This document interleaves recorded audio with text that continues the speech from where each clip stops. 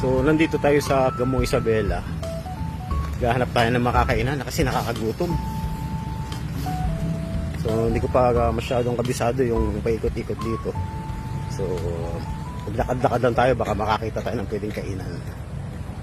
A few moments later. So nandito tayo para tikman yung pansit kabanggan na pinagmamalaki nila.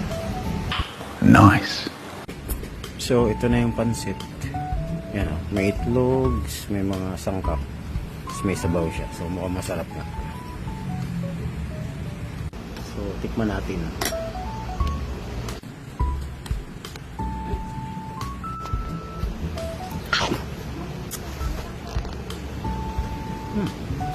Sarap.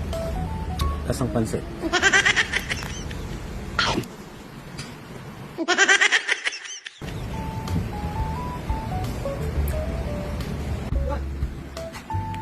So natapos na tayong kumain ng pansit kabanggan.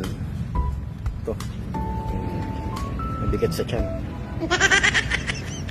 Mabigat. So parang hindi na ako maghahaponan mamaya. Sarap.